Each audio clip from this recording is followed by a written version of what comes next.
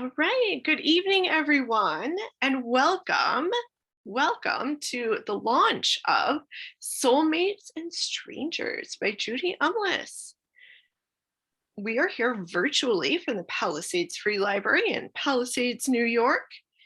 I'm Emily Nevill. I'm the Adult Services Librarian, and I'll be hosting tonight's program. So, just a couple of quick housekeeping items before we get started. Please, during this first portion of the program, keep yourself muted so that we can minimize any background noise, as we are recording this program.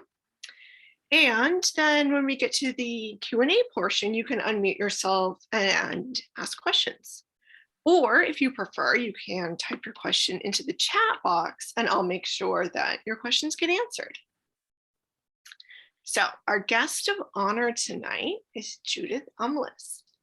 Judy is the Senior Vice President, as well as the author and trainer at International Institute for Learning, which is a global corporate training company. She wrote the groundbreaking book, The Power of Acknowledgement, back in 2006. Following that, she wrote Grateful Leadership and You're Totally Awesome, The Power of Acknowledgement for Kids. And tonight we are here to celebrate the launch of Judy's fourth book, Soulmates and Strangers, published by her very own company, Handler and Wagreich, which is a personal memoir about the legacy left to her, as well as all of us, by her mother and French pen pal of over 70 years. So I'm just going to give you just a little teaser video to get started.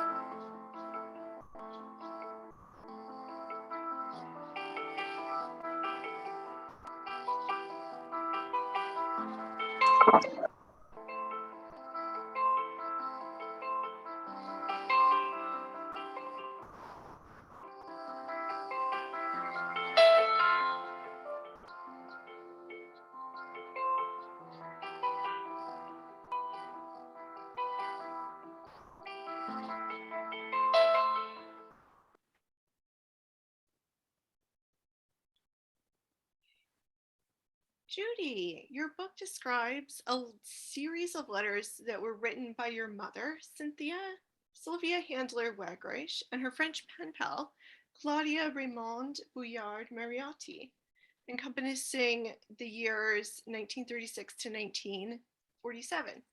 Can you tell us a little bit about Sylvia and Claudia and how you came to have their letters? Well, I think what I'll do is I'll show a few of the images from the book and we'll kind of tell the story a little bit. But first, I want to just welcome all the wonderful people who are here. I don't know every single one of you, but those who are here are drawn by a story of love and legacy and magic. And I have to warn you that I get very moved when I talk about this book. So you know, it will happen, but I'm going to share my screen and I will tell you the story based on that. Just makes it a little bit easier. So this is the beautiful cover, by the way, designed by Renee Avery Boyd, who is here. She's done an amazing job with that. And every time I look at it, I feel very moved because my mother is on the left and her French pen pal is on the right. And these were soulmates. They became soulmates over the years, but they were absolute strangers when they first met. Oops, I'm having a little trouble advancing the slide. Oh, sorry. I don't know what the problem is. Ah, there we go. Okay, so here you can see them a little bit older than they are on the, well, my mother's a little older and Claudia is probably in her younger years there. But the interior of the book, and these images are taken from the interior, were designed by the very talented Maria Scharf, who has put her heart and soul into this book. I think everybody who worked on it has their heart and soul in it. And I am so honored that that is the case. So this started in one classroom, as you may have gotten a sense of from the little video. One classroom in the Bronx, a French teacher asked, who would like a pen pal? Raise your hand. And my mother, Sylvia Handler Wagreich, was the only one in the class who raised her hand. Well, in Lyon, France, the English teacher asked, who would like a pen pal? And Claudia was the only one who raised her hand. So they were meant to be.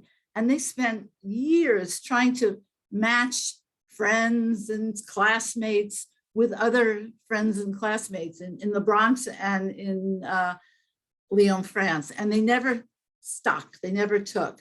But Sylvia and Claudia took, they lasted. They wrote letters until they were into their 80s. It was an amazing, amazing connection. So here's an image of the first letter dated February, whatever that is, February 3rd, 1936. And the last letter is in March of 1947. And I have them all. I have the little beautiful lace envelope that I received the letters in, and you'll hear about that in just a little bit. And I have all the letters in those years. It's just an amazing legacy. And during that period of 1936 to 1947, my parents, Sylvia and Paul, gorgeous couple that they were, united in marriage in 1944, and they began their lives together. So that was within the context. And also there was just happened to be a world war that kept Sylvia and Claudia apart for 5 years. Their letters piled up, in each other's mailboxes or wherever they ended up. And for 5 years, they didn't hear from each other. And finally they did. And I have the letter after the war, and they were so thrilled to be connected again. And you have to understand, this book is based solely on my mother's letters. Now, that's because Claudia saved them from that period of time. And she said that she had saved every letter, but she didn't know what she did with the others. But these she had saved and put in this lace envelope. And my mother, I know, had those letters, but I have not found them. They're not in the stacks of papers. They may turn up one day. I still have a couple of boxes full of papers to go through, so you never know. The letters went through the starting of my father's dental office in 1946. And that was a very exciting time for him and for our family. And my son, Jared, who's here today. Hi, Jared. This is Jared's Dieffenbachia plant, which is the great grandchild of the original gift my father received from his very first patient, a Dieffenbachia plant. And now my brother, we call him the Dieffenbachia dealer because he makes cuttings for every member of our family. Has a cutting that has grown. Jared's plants, as you can see, have practically hit the ceiling, and mine's getting there. So they just keep going on and on like this legacy.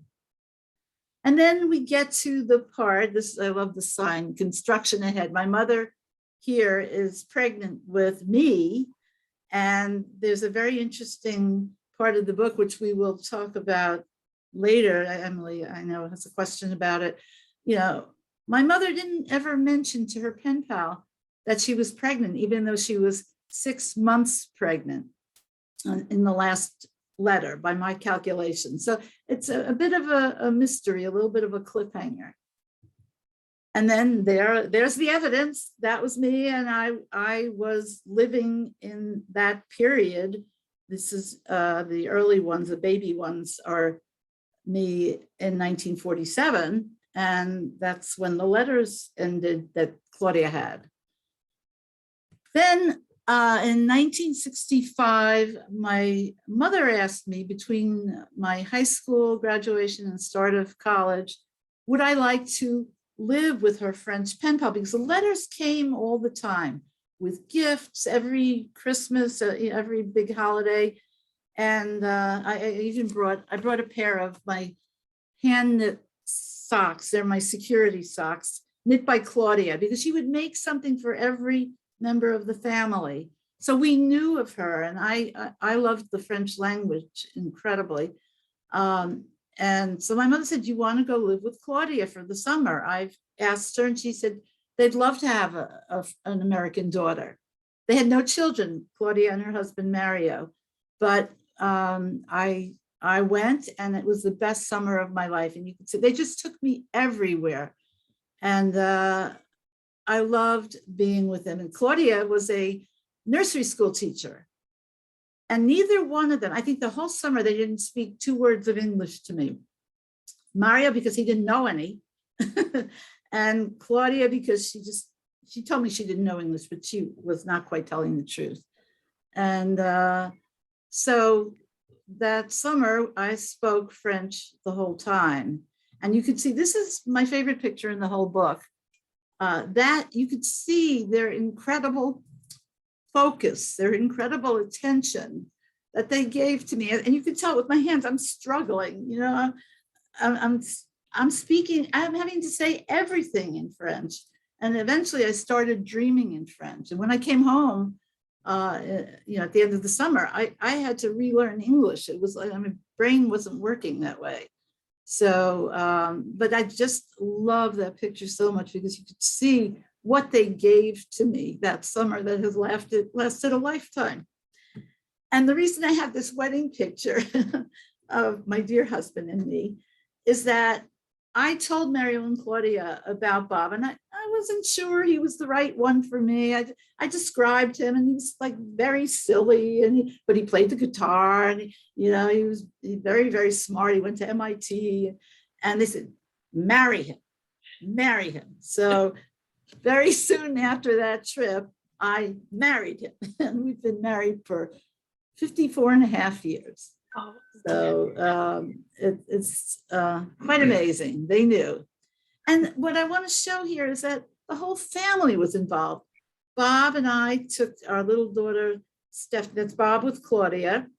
That's little Stephanie. Stephanie is here tonight, and her daughter, Lilith, I saw. Thank you for being here.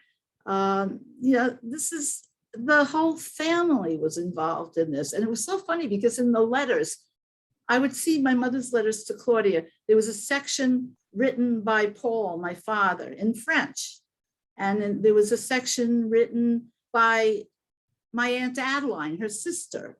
Everybody, her sister's boyfriend, Morris, the accountant, had to write French. And in those days, they taught writing so magnificently. My mother wrote much better than I write now. And I still wish I had spoken French more with, I spoke probably better than she did when I came home from France. But that's Mario and Claudia on one of the trips where we were with them. And at one point, they were not doing well. And I was very worried about them, because this was at a time when my parents had gotten very ill and had actually passed away. So I called them one day and I said, I'm going to come to visit you. And this is all in French, of course, rusty French. And they said, oh, you have a business trip that you're coming to France for, right? And then you're going to see us while you're there. I said, no, I'm just coming to see you. And they said, why are you doing that? Because I love you, I miss you. And so I went and I was with them for 5 days, and I brought them the CD, which I learned from one of my mother's letters. The song Stardust was their favorite song, Claudia's and my mother's. So I bought Mario and Claudia a CD of Stardust, and I begged them to dance. And I got sort of a, not a high quality photograph, but it was full of love, and they loved it. They just kept dancing. And so that brings us to the end of the slide presentation. These are my 4 books. I am very proud of all of them. This one has a very personal significance to me. I want to honor my mother and my French mother, as I call her. So that's what this is about. And those of you who are here who don't know me, you will get the sense. I know that quite a few of you have already ordered the book, and you're reading it now, or you've already read it, and you'll get a sense of who I don't hide who I am. I just I speak truthfully and emotionally quite a bit of the time. So you'll see it in the book. It comes out, and sometimes I have to tell myself to calm down a little, Judy. And I talk to myself in the book. So anyway, that's that part. And Emily, let me turn it over to you for your questions. Yeah, thanks for giving us a little bit of a summary and a background to that, Judy. My pleasure. So I read one review of your book, and the reviewer described it as a collection of love letters that weren't about romance, which I thought was such an interesting description. Do you agree with that?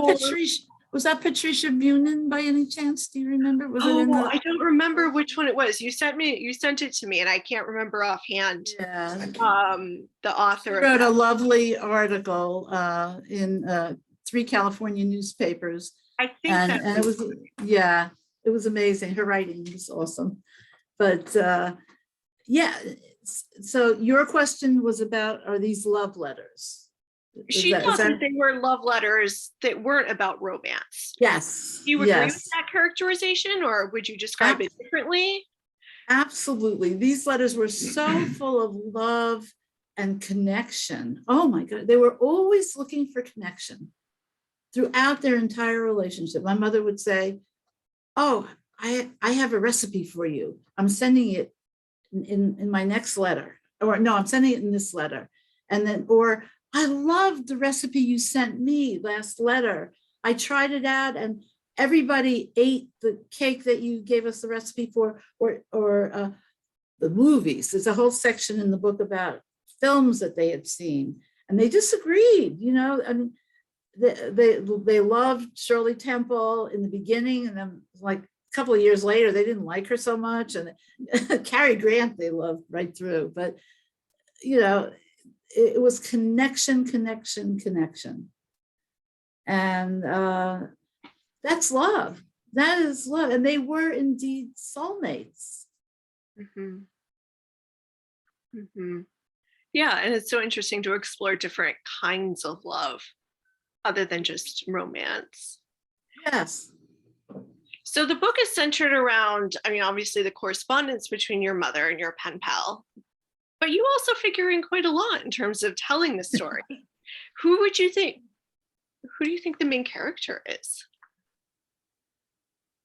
Well, I think the main character is my mother, because we're really seeing her letters and reading her letters. I mean, you will see in the book actual letters, and I'm having, a heated discussion with the U.S. Copyright Office, because I really want those letters protected. And they've been saying, well, she's the author, and then my brother and I had to do an estate document. We had to find her will. But the letters are precious and critical to the story, to who my mother was and who she is. My daughter Stephanie had this wonderful thought about, she thanked me for writing this book, because her daughter, Lilith, and her son, Lucius, may have children who have children who have children, and they will all get to know an ancestor of theirs that they never would have known just by reading this book. So thank you, Stephanie, for that. It's really beautiful. And that is what's so precious. And I'm like, I think an analogy might be the Greek chorus of it. I'm looking at everything and I'm giving my take on it, because I don't know what's going to happen next. I would not let myself read through all the letters. I decided that I was going to read one, I wasn't going to read them all at once. I was going to read one at a time and have it be revealed to me what would happen next. I'm not jumping ahead. I'm not jumping around. And that was quite a challenging but very thrilling way to do this project, to write this book also. Mm-hmm. So you kind of touched on this when you were talking just now, but you really got to know your mother in a different way through reading these letters. Did getting that glimpse into your mother's youth and early adulthood change how you relate to your children? And what sort of legacy you're wanting to leave to them?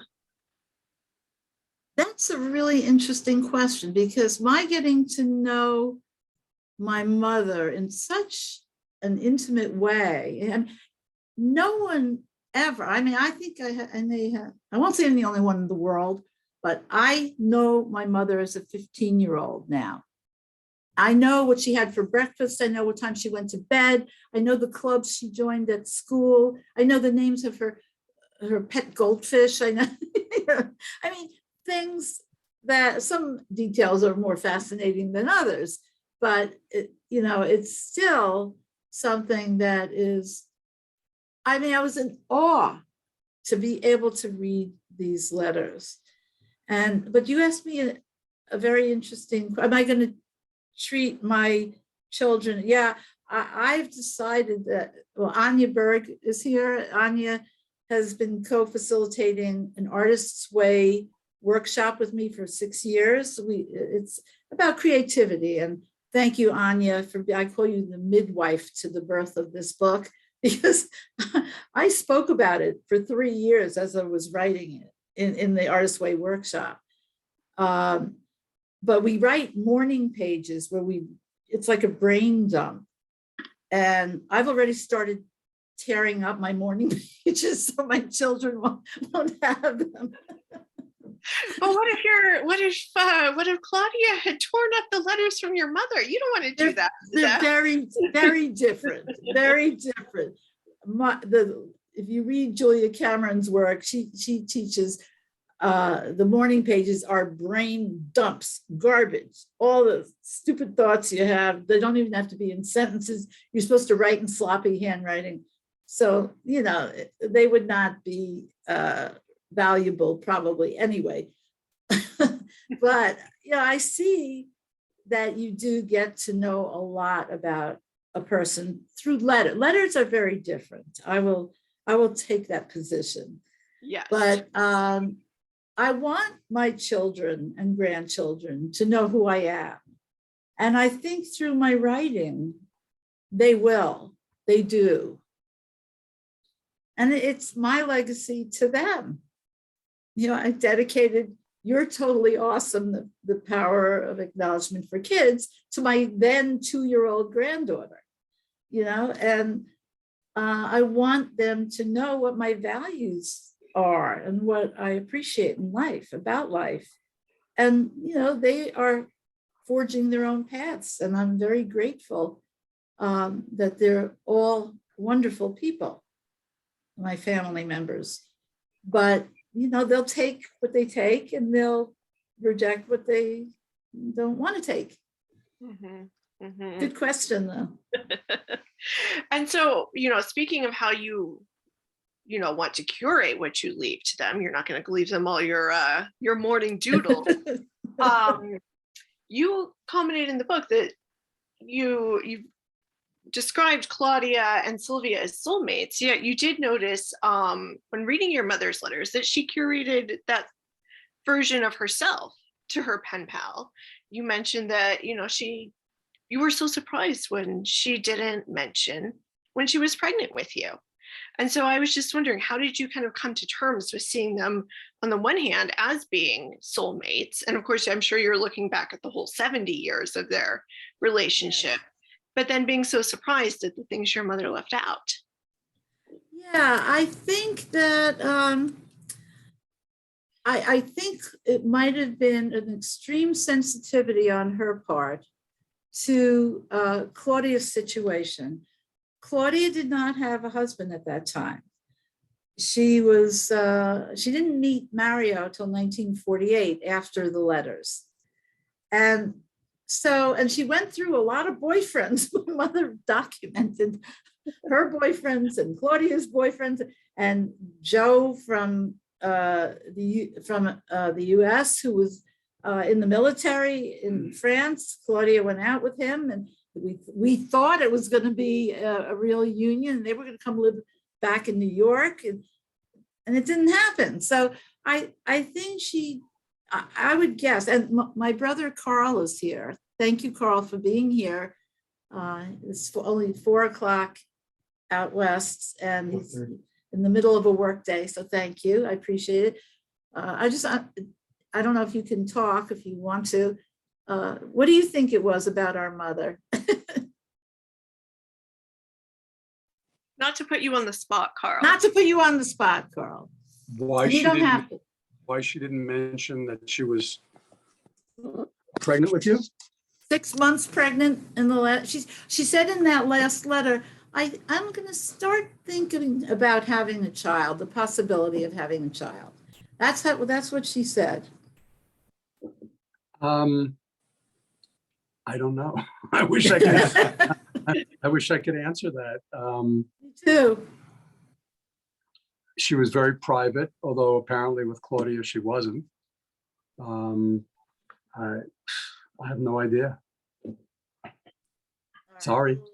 That's okay. That's okay. You never know if I just think it was sensitivity, and Sounds good. yeah, I know she didn't want Claudia to be jealous of her. They really loved each other. Mm-hmm. One of the things that surprised me when I was reading through it was your mother's comments about the post-World War II economic difficulties.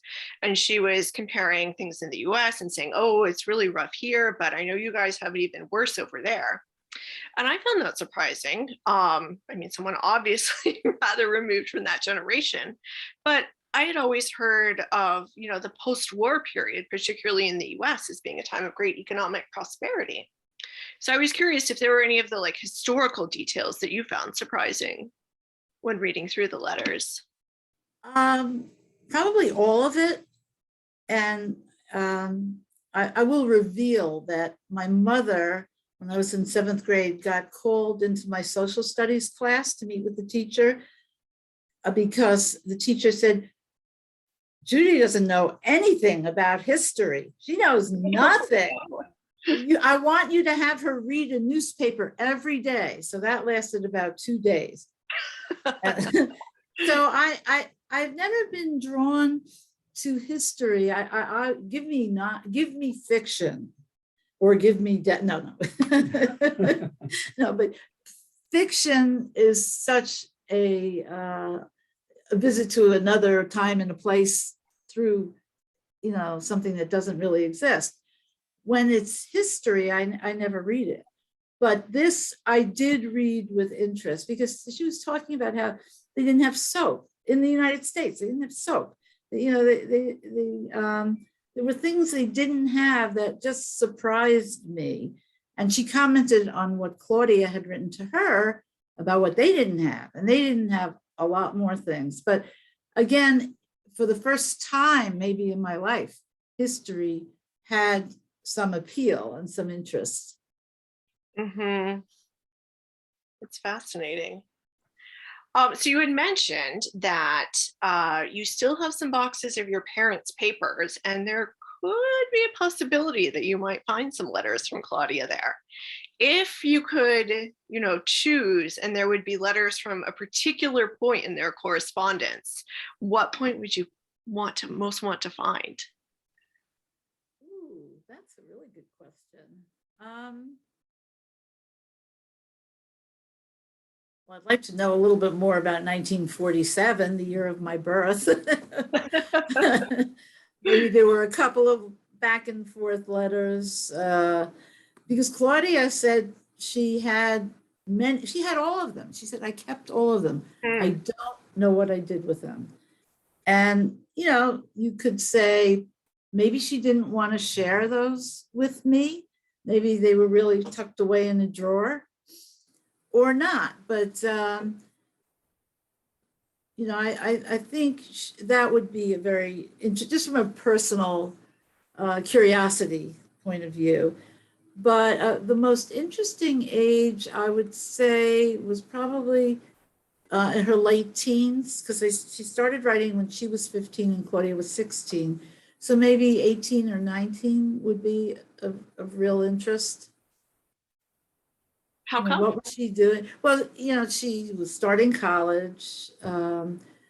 She was going to be a teacher. They both ended up as teachers. My mother taught 30 years worth of third grade. And Claudia taught, 30 plus years of nursery school. And they both loved it. And they shared stories about that. They shared about everything. Mm-hmm. Yeah, there were a lot of intimate details in the letters. It gives quite an intimate look into both of their lives.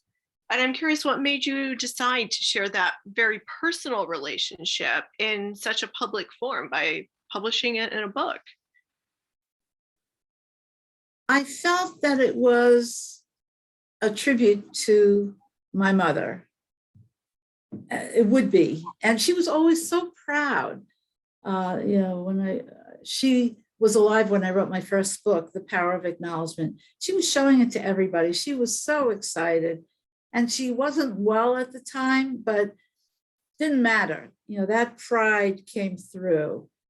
And I think my mother, Carl, I'll call her our mother, Carl, our mother was always a little bit, had a backseat to my father, the dentist, our father, the dentist. That was like the male profession, and male, got the front and center spot. But my mother was so creative and so vivacious and had such a spark about it. That's the mother I discovered. And she was quite ill the last, 4 or 5 years of her life. And that wasn't coming through at all. And that's when I got the letters from Claudia, just, a little bit before. Well, she gave them to me before, but when I started reading them, that's when I saw that spark. And she was such a beautiful person, truly beautiful. And I wanted the world to know her. Mm-hmm. So you mentioned how proud she was of your first book, which was on, so you've written things in other books on leadership and project management. So this is a totally different sort of book. How was the writing experience different, or maybe similar? Well, I have to say, giving birth to a child is much easier than giving birth to a book. Much easier. Books have sharper edges. Wait, what? Sorry? Books have sharper corners. That's cute. Yes, and you're never finished. The book is never ready. Ask my friends, ask my family, how many versions of this book? Don't ask my book designer, because at one point your book designer is here, and she knows how it's never done. That's all I'm gonna say. Yes, This Maria, book, this book took longer than my children. much longer, and mine Yes. too. Yes. Yes, but Maria, we won't tell them about the time you wrote that you wanted to hit me for changing it again. I was on mute, right? Don't forget we're recording this session. That was supposed to, it was said with love, Judy. All Yes, love. I know. And you know what it is? I want to share the artistic process. This is, people think, you sit down, you work for a couple of months, you write a book, that's it. But it doesn't happen that way. And those of you who have written books, I think there are probably a few people here who have. It's really hard. And there's this great quote by Winston Churchill about writing. He said, writing a book is like, it's like, first it's like a mistress. And then, you just can't wait to be with it. You want to go to it all the time. And then it becomes more like a monster. And finally, you just throw it to the public because you've had it with that monster. I mean, it's much better said than what I recreated, but still, look it up. It's Winston Churchill about writing a book. Brilliant. And it is so accurate that we really, we have to admire and respect the artistic process and what an author goes through. Every time I hear of somebody writing a book, it's like part of me goes, oh, you poor thing. And the other is, good for you. The world will know who you are and what your mission is and what you see. So that's it. Ellen Galinsky, Ellen has written, 100 books? If you wanted to say a few words about the artistic process of writing a book. Anyway, she's an amazing person, Ellen Galinsky, and families and work have been a major part of what she's written about. But anyway, that's very hard and very worthwhile. And, I'm very excited because my daughter Stephanie's book is going to be next by Handler and Wagrash Publishing. And then my husband Bob's book for technically challenged adults, Excel for preschoolers. He wrote that for me. It's still above my head. And dear friend Jerry Golden, America's Welcome, beautiful children's book. So, we've got our books lined up, and I'll be tortured by each one of them. Thank you. So you had mentioned just a little bit there about the design of the book. And I know when you first showed it to me, I was really struck by how beautiful the layout and the pictures were, and how just what a lovely visual piece of art it was. Can you tell us a little bit about how it came to be in that form? Well, I was in love with the letters. I was truly in love with the letters. And I knew that they, as I wrote about them, they had to be there. I wanted people to see my mother's handwriting. I wanted them to look at her beautiful construction of phrases in French. And let me just say that Matthias Charinat is here today, and he's going to be translating. He's working on it now. He's translating the book into French, which is the language it really needs to be in. So thank you, Matthias, for taking that on. So it's just, it's so important to have the visuals support what you're trying to communicate. So if you can't see those letters and see how beautifully my mother writes French, like quoting it, it just won't do it, and Marie came up with a very interesting, my mother's words that I quote are in purple, and the rest is, the rest of the letters are black. So, and everything is a part of it. I want their photos to be part of it. That's very important to me. Claudia and my mother. And there are a lot of other photos that I did not show today. And they're just beautiful human beings, both of them. And I'm so lucky. I feel so grateful to have had my mother raise her hand and Claudia raise her hand. And look what she created, a lifetime legacy for all of us. Mhm. I wonder if we should let some people ask questions because wow, it's going fan. Now, your questions are great. You know what, Emily? You and I are going to have to do a 2-hour session somewhere. This is I'm just I'll wrap up my portion with one last question, and then we'll let the audience chime in. But what do you hope that people will take away from this story? Oh, wow.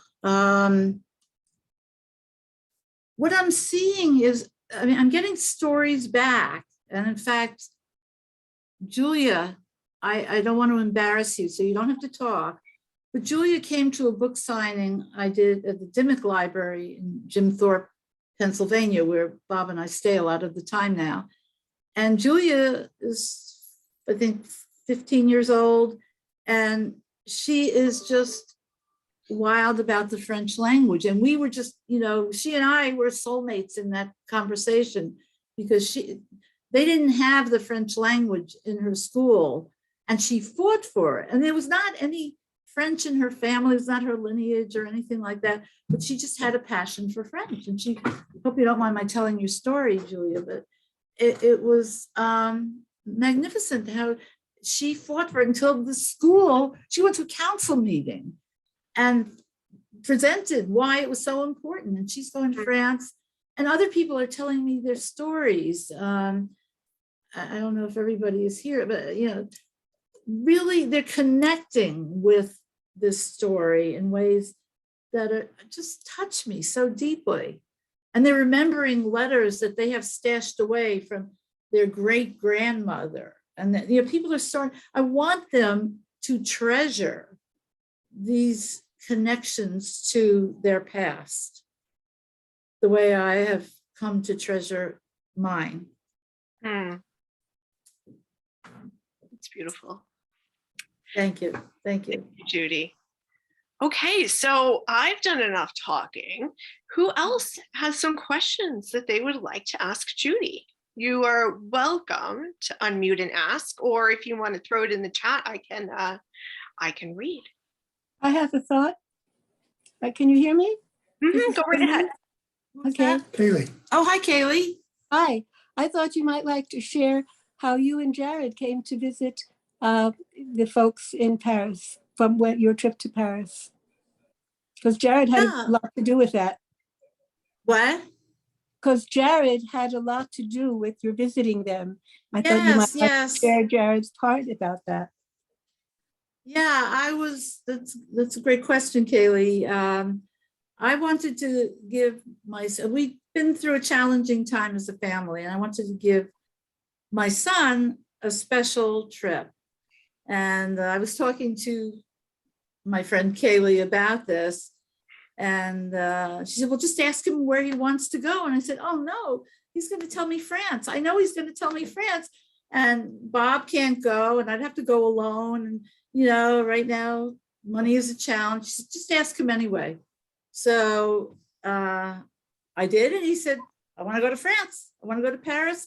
And then I want to see where you lived when you were 18 years old. I want to meet Mario and Claudia. And it was so beautiful because Jared, let's see, Jared, are you there? I'm not, Yes, he's here. I know you're there, but I mean, can we see your face? I don't have a camera, but hello. Oh, thank you. Thanks for being here. Yeah, Jared's wanting to go to France, and above all, to meet with Mario and Claudia. Now, we went to Paris first, and I'll never forget, we ate at au pied du cochon. What was it? Cochon? Cochon. at the foot of the pig. And oh, they had French onion soup that was literally, you needed to cut it with a knife. The cheese was so thick. And so Jared wanted to go to Paris, and we sat with Mario and Claudia. Mario didn't speak a word of English. Jared didn't speak more than 2 words of French. And somehow it was a wonderful time. It was so wonderful that after we said goodbye, I said to Jared, where do you want to go on your last day? We had 1 day left in France. He said, I want to go see where you lived. I want to go to Lyon. We had to take this train from Paris to Lyon. I said, you could go to Disney Paris. He said, no, I want to go to Lyon. I want to see where you lived. And I want to meet them again. I want to see them in their apartment. It was so beautiful. And that's when she gave me the letters. So thank you, Jared. That was amazing. That was an amazing gift. I would always have had a wonderful relationship, but I wouldn't have had the documentation of it all through these letters. So that is priceless. Thank you, Kaylee. You're welcome. I've also just remembered so much how he chose for you to be reunited with that family over his going to his Disney World or whatever it was. And you thought he was going to choose Disney World. And it was with such love that he chose to give you what he was able to give you. Hi, Kaylee. Hi, Jared. Hi. I love you. Love you too. Thank you.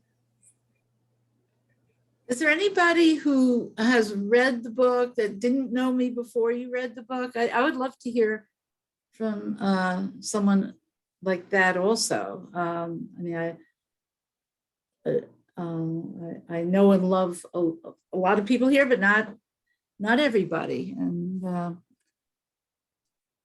just trying to see if I.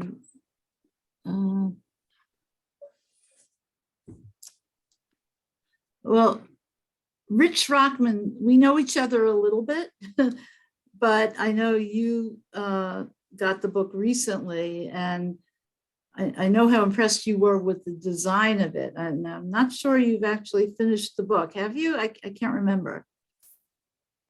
Let me make myself visible here. I did not finish it because it was not that long ago that I received it, but I have begun it, and I've read enough to know how beautiful you've written. I did say earlier to you that I just thought the book design was tremendous, but your writing is just as beautiful as the way it was presented. So it's a perfect complement of style and substance. And Thank you. you know, they really reflect and complement each other. So I'm really looking forward to finishing it. You've already given us teasers on what to expect, but I know it's going to be fulfilling because I just loved what I've read so far. Oh, beautiful. Thank you so much. You're welcome. Now I'll make Hey, myself Judy. disappear again. Who was that? Hi, Judy. It's Karen. Can you hear me? Oh, Karen, hi. Yeah, somehow I'm not seeing. Hi, how are you? Hello, everybody. Oh, Karen. I just wanted wow. to say I truly enjoyed every page of your book. Thank you so much. Thank you. And, you know, Can I you know hear me okay? Yeah, you sound great. And I know you have a great appreciation of family and family treasures and, you know, the things people leave behind. I know that for a fact. So I have to say every single page, I hung on to every word, and I really hope you find the other letters and that you're able to write another book, because I'll be looking forward to hearing about it. oh, thank you. I would love to. And I promise if I find them, there will be a sequel. This You is know, recorded. There's something to being be said recorded. about seeing life in hindsight. And that's something that I hope many people read this book and realize the treasures that are right before us sometimes, and we don't find them until much later. You know, like how you described your mom was into politics, yet you wouldn't have known from, you know, maybe sitting down trying to do social studies homework with her. I find that so interesting because, you know, unless we do engage and we do ask these questions, how would we ever know, right? And, you know, frankly, I felt I was a lot more interesting than my mother was as I grew up. And she We all do. validated that. We all do. I mean, it's terrible. If I could have those moments now to ask, I mean, I had no idea she was into boxing. She used to listen to boxing matches on the radio. She wouldn't watch them on black and white TV because it was too violent, but she would listen to them on the, she loved Sonny Liston, and there were a couple of others. Our mother was never interested in what? Joe Louis. Joe Louis, the boxer? Yes, you're right, the boxer, Joe Louis. Whoever heard of Joe Louis? And to think she went to 2 Yankee games too. Yes, yes, that's it. So she apparently loved sports, and I had no idea. So we have such a, I don't know, a two-dimensional picture of our parents. It's almost like they should all come with their childhood letters so we can read them, you know? That's how they. Beautiful thought. Thank you. Thank you. Hey, Judy, how are you doing? It's Jim Trella. Jim Trella, thank you for coming. Jim and I go back a long way through work. And Through fun. and fun, a lot of fun, yes. So I had Mary Lou alongside next to me. That's my wife. And lovely. she was listening to the stories you were talking about. She said, I have to buy this book. So she went out and bought it right now. Oh my gosh. We are so excited about getting it and reading Thank it. you. That'll be fun. Good to see you, Bob. I'm glad you're out there too. Yep. Thank you. But anyway, just wanted to say thank you so much for putting this together. I was very happy to get the invitation and to be able to sit in and listen to the story. You've mentioned it before, but this is the first time I've been able to actually hear it in person. So thank you very much for sharing that with us. Thanks for your always ongoing support. And, you know, this may be a side of Judith W. Umlas you may not have known exactly. So I'm honored to have you here. But it does not surprise me. I'll tell you that from what I know about you. Oh, okay. Maybe I take a little bit after my mother, except for this boxing. No boxing. So, Judy, I have a brief question. I'm fascinated by the whole book, but I may have missed this early on. Did your mother ever meet her pen pal in person? Oh, yes. Thank you for asking that. I came first. I met her first in 1965, and they'd been writing since 1936. So, Bob, how many years is that? 29. 29. Good. He's the mathematician of the family. Anyway, so I was there in 65, and in about 1970, 71, Mario and Claudia came to the United States for the first time, and they met my parents, and that was like a reunion, especially between Claudia and my mother. And in fact, Bob's parents gave them their Queens apartment for 2 months because they went up to the country for the summer in Massachusetts. So Mario and Claudia had a 2-month trip. Bob and I took them camping. We got together with my parents quite a bit. And after that, my parents went to France. And after that, you know, it was just back and forth, ongoing, you know, whenever possible. So that was a great question. Thank you. Is that Carol? Yeah. I can't see who's talking for some reason. But anyway, you tell me. It is Carol, yes. Thank you, Carol. Hi, Judy. Thanks for being here. And so this is Jerry. Hey, And Jerry. hi. So I just ordered a copy for a dear friend as a gift. Oh, And I think it's going to be a greatly appreciated gift. And your whole process of writing this book has been very inspiring. And as you know, it inspired me to a poem. And then I was delighted that the poem was translated into French already.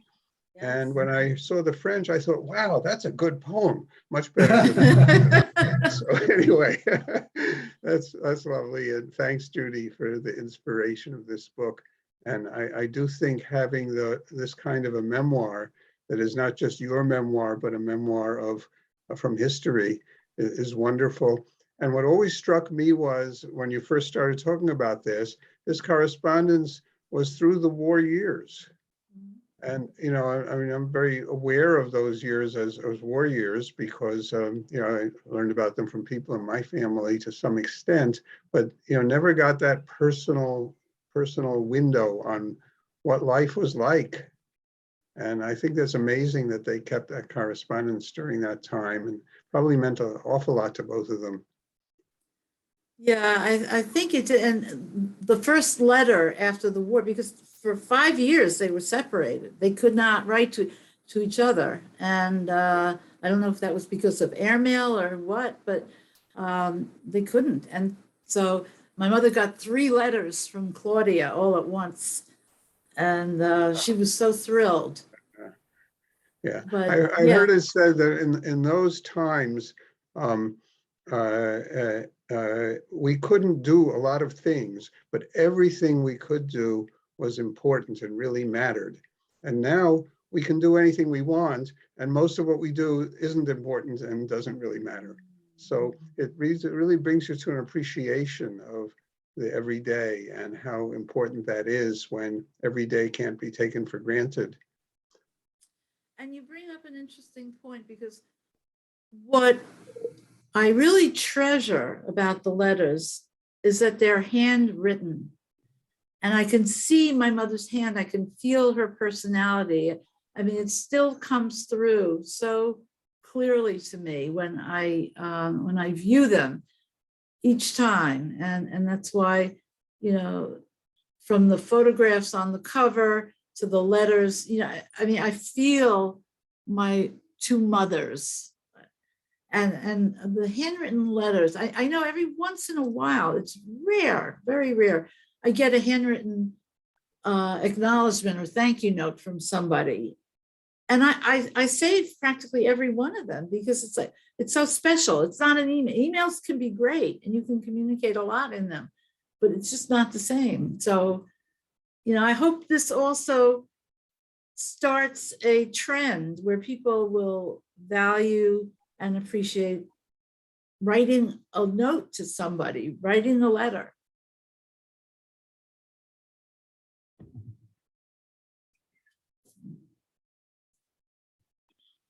Do we have time for one more question? Go right Emily? ahead. Yeah. Anyone else have any questions or thoughts they want to share?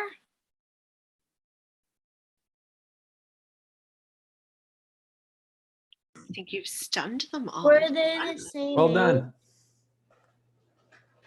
That- Were they the same age? Oh, that's a good question. Is that Lilith? Was that Lilith? I think it was. Yeah. No, they were 1 year apart. Sylvia was 15 and Claudia was 16, but they were really right in sync with each other. Everything they did followed the same path. When they went to their first movie by themselves, when they did all these things. It was as though they were the same age. Great question. I have a question, Judy. It's Ronnie. Hi. Oh, hi, Ronnie. Hi. Can you tell us a little bit about the final letters? Or is that giving away too much? Well, the final letters, remember, I only have 1936 to 1947, and the letters went on until 2004 or something in that neighborhood. So I don't have the real later letters, but in this group of letters, yeah, the big question, was about, my mother talking about thinking of having a child, and she's pregnant with me, 6 months. But there were some other things as well that were a bit surprising. She kept talking about certain Christian holidays and never any Jewish holidays. And I wondered if that was something she felt, because there was at that time, especially after the war, during the war, terrible, a situation for Jewish people. So I think she might have been a little leery about that. I don't know, but those were some of the things that came out, or at least surfaced for me in the later years. But yeah, I think, you'd have to read about them. I don't have every letter that they wrote in the book, but that's kind of an interesting thought. Maybe someday I'll put them on, a file and people can access them. Thank you. You're welcome. Thank you for coming. And I really want to thank all of you for coming. This has just been so amazing to have people I know, I don't know, people who've read the book, people who have not read the book. And yet I think you all got a sense of who my mother was and is and lives as in my life, and now in the life of many other people. She is worth remembering. Well, thank you, Judy, for putting together this wonderful remembrance of your mother.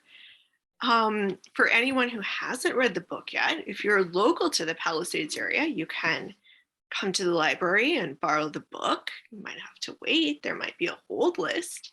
So if you don't want to wait on the library hold list, or if you're not local in Palisades, I'm going to put the link in the chat right now where you can go to Judy's website and buy your copy. And thank you so much to everyone for joining us this evening. And especially thank you to Judy for sharing her time and her stories with us. And congratulations again on the book. So very exciting. Thank you so much. And thank you all. Congrats. I feel very grateful, very, very grateful. Thanks for sharing your heart. Thank you, Judy. We love Thank you. Welcome. My pleasure. Love to you and Bob. Thank Thank you. you. Thanks, Judy, and good night. Thank you, Jerry. Good night. You deserve to go to sleep in Scotland. All right. So thanks again for coming, everyone. And I know you came here for Judy, but you're welcome to come to any future virtual library programs or stop by when you're in town. So we'd love to see you again soon, and have a good night, everyone. You did a great job, Emily. Yeah, Emily, thank you. It was wonderful. You did a fantastic job with those questions. They were really not surface questions. They were really wonderful. Really well done. My pleasure. All right, I'm going to sign everybody off now. Have a good night. Good night. Good night. Good night.